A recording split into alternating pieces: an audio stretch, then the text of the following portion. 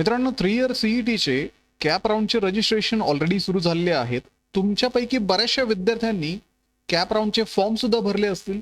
परंतु तुमच्या मनात आता प्रश्न आहे की आता जर आपण हे कॅप राऊंड भरतोय तर याच्यानंतरची प्रोसेस काय असणार आहे, आपल्याला कॉलेजचे ऑप्शन्स फॉर्म कधी भरायचे आहेत, तसेच ज्या विद्यार्थ्यांचे रिझल्ट अजून आलेले नाहीत त्या विद्यार्थ्यांनी या सिच्युएशनला काय करायला हवं, त्यांना एक्सटेन्शन मिळू शकतं का, या सर्व गोष्टी आपण आजच्या या व्हिडिओमध्ये डिस्कस करणार आहोत.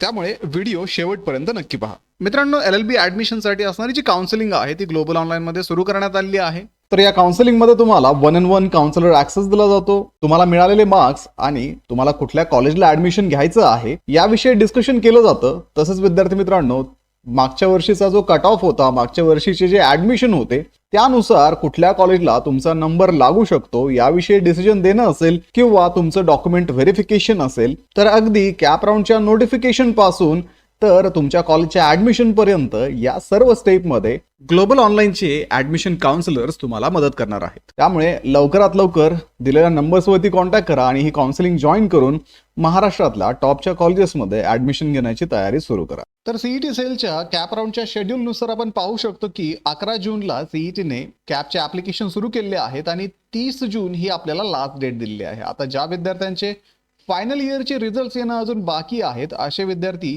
कॅप राऊंडमध्ये रजिस्टर करू शकत नाहीये. तर अशा विद्यार्थ्यांनी यावेळेस काय करायला हवं, तर अशा विद्यार्थ्यांनी ज्यावेळेस सीईटी सेलला कॉल केला त्यावेळेस सीईटी सेलचं म्हणणं असं आहे की तुमच्या सर्व सेमिस्टरचे, तुमच्या सर्व इयरचे मार्कशीट तुम्हाला कन्वर्जन सर्टिफिकेट सोबत जोडणं कंपल्सरी आहे. त्यामुळे तुमचा रिझल्ट आल्याशिवाय तरी तुम्ही इथे रजिस्टर करू शकत नाही, हे तर सीईटी सेलने क्लिअर केलेलं आहे. आता दुसरी गोष्ट, सीईटी सेल ही डेट एक्सटेंड करू शकते का, तर हेच जर आपण मागच्या वर्षीच्या नोटिफिकेशननुसार पाहिलं तर मागच्या वर्षी सीईटी सेलने सुरुवातीला कॅप राऊंड फॉर्म फिलिंगसाठी वेळ दिला होता. त्यानंतर परत सीईटी सेलने एक्सटेन्शन सुद्धा दिलं होतं.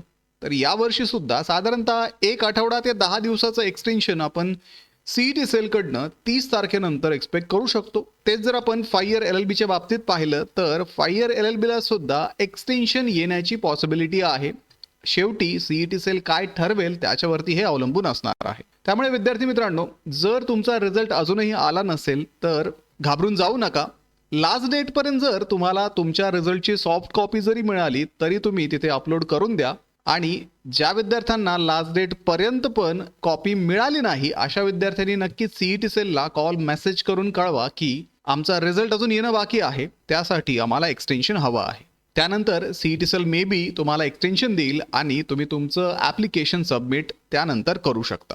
आता पुढे राहिला विषय, ज्या विद्यार्थ्यांनी कॅप राऊंडला ऑलरेडी रजिस्टर केलेलं आहे अशा विद्यार्थ्यांना ऑप्शन फॉर्म भरण्यासाठी अजून तरी सीईटी सेलने अलाउ केलेलं नाहीये. कारण सीईटी सेलने अजून तरी कुठल्याही प्रकारचं नवीन नोटिफिकेशन दिलेलं नाहीये. ज्यावेळी सीईटी सेल नवीन नोटिफिकेशन देईल त्याच नंतर तुम्ही कॉलेजचे प्रेफरन्सेस देऊ शकतात. पण त्यापूर्वी खूप मोठी प्रोसेस आहे, ती प्रोसेस झाल्याशिवाय तुम्हाला कॉलेजचे ऑप्शन फॉर्म फिलअप करता येणार नाहीत. जसं की सर्व विद्यार्थ्यांचे ऍप्लिकेशन फॉर्म सबमिट होणं गरजेचं आहे, त्यानंतर सर्वांचं डॉक्युमेंट व्हेरिफिकेशन सुद्धा एक्सपेक्टेड आहे. तसेच हे डॉक्युमेंट व्हेरिफिकेशन झाल्यानंतर तुमची जी मेरिट लिस्ट आहे ती सीईटी सेल पब्लिश करते. आता ही मेरिट लिस्ट ज्यावेळेस पब्लिश होते त्यावेळेस त्या मेरिट लिस्टमध्ये जर तुम्हाला काही इश्यू असतील, जर तुमच्या डेटामध्ये काही चुकीच्या गोष्टी तुम्हाला आढळल्या तर तुम्ही तिथे ग्रीव्हियन्स रेज करू शकता आणि त्या मेरिट लिस्टमध्ये करेक्शन करून घेऊ शकता. त्यामुळे आता तरी 30 तारखेपर्यंत सीईटी सेल फक्त ऍप्लिकेशन फॉर्म फिलअप करून घेणार आहे, त्यासोबतच डॉक्युमेंट व्हेरिफिकेशन चालणार आहे. त्यानंतर जर एक्सटेन्शन मिळालं तर अजून 8 ते 10 दिवस पुढे एक्सटेन्शन मिळेल आणि एक्सटेन्शन संपल्यानंतर सीईटी सेल सगळ्या डॉक्युमेंटचं व्हेरिफिकेशन करून एक अल्फाबेटिकल मेरिट लिस्ट डिस्प्ले करेल. त्या अल्फाबेटिकल मेरिट लिस्टमध्ये तुम्ही तुमचा डेटा पाहू शकता. म्हणजे थोडक्यात कॅप राऊंडची फायनल ॲप्लिकेशन डेट संपल्यानंतर 3 ते 4 दिवसामध्ये तुम्हाला मेरिट लिस्ट डिस्प्ले केली जाते. त्यानंतर परत पुढे 4 ते 5 दिवस तुम्हाला त्या मेरिट लिस्टमध्ये करेक्शन करण्यासाठी वेळ दिला जातो आणि हे करेक्शन झाल्यानंतरच सीईटी सेल तुम्हाला फायनल मेरिट लिस्ट देते, ज्याच्यामध्ये तुम्हाला तुमचे रँक पाहता येतात. आता थोडक्यात विद्यार्थी मित्रांनो, जर आपण टाइमलाईन पाहिली तर 30 तारखेपर्यंत कॅप राऊंडचं सबमिशन होईल. त्यानंतर एक्सटेन्शन जर मिळालं तर 10 जुलैपर्यंत आपण एक्सपेक्ट करूयात की सीईटी सेल एक्सटेन्शन देईल जर त्यांना द्यायचं असेल तर.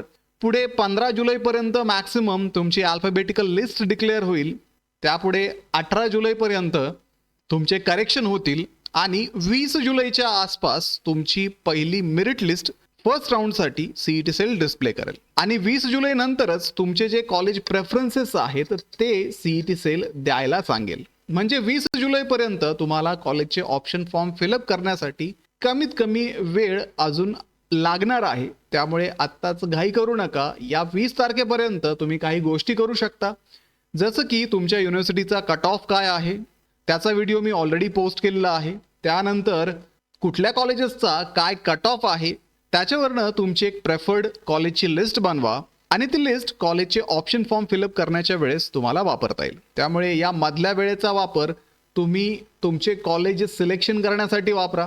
कॉलेजचा संपूर्ण डेटा, त्याच्यानंतर कट ऑफचा डेटा हा सगळा सीईटी सेलच्या वेबसाईटवरती अवेलेबल आहे. त्या संदर्भात सुद्धा चॅनलवरती व्हिडिओ ऑलरेडी मी पोस्ट केलेले आहेत.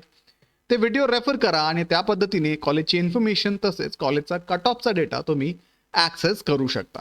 तर अशा पद्धतीने ही एक टाईमलाईन असणार आहे.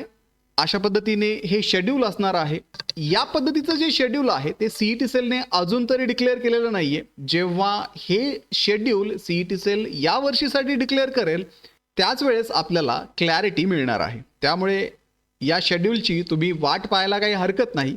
तोपर्यंत मी सांगितल्याप्रमाणे ऑप्शन फॉर्मची तयारी करून ठेवा आणि या सगळ्या प्रोसेसमध्ये तुम्हाला मदत करण्यासाठी ग्लोबल ऑनलाईनची ॲडमिशन काउन्सिलिंग सुरू आहे आणि या काउन्सिलिंगमध्ये तुम्हाला 1-on-1 काउन्सिलर ॲक्सेस दिला जातो. तुम्हाला मिळालेले मार्क्स आणि तुम्हाला कुठल्या कॉलेजला ॲडमिशन घ्यायचं आहे याविषयी डिस्कशन केलं जातं. तसंच विद्यार्थी मित्रांनो, मागच्या वर्षीचा जो कट ऑफ होता, मागच्या वर्षीचे जे ॲडमिशन होते त्यानुसार कुठल्या कॉलेजला तुमचा नंबर लागू शकतो याविषयी डिसिजन देणं असेल किंवा तुमचं डॉक्युमेंट व्हेरिफिकेशन असेल, तर अगदी कॅप राऊंडच्या नोटिफिकेशन पासून तर तुमच्या कॉलेजच्या ॲडमिशन पर्यंत या सर्व स्टेपमध्ये ग्लोबल ऑनलाईनचे ॲडमिशन काउन्सिलर्स तुम्हाला मदत करणार आहेत. त्यामुळे लवकरात लवकर दिलेल्या नंबर्सवरती कॉन्टॅक्ट करा आणि ही काउन्सिलिंग जॉईन करून महाराष्ट्रातल्या टॉपच्या कॉलेजेसमध्ये ॲडमिशन घेण्याची तयारी सुरू करा. तर व्हिडिओला लाईक करा, तुमच्या मित्रांना हा व्हिडिओ शेअर करा, ग्लोबल ऑनलाईनला आत्ताच सबस्क्राईब करून ठेवा. भेटूया पुढच्या व्हिडिओमध्ये. थँक्यू.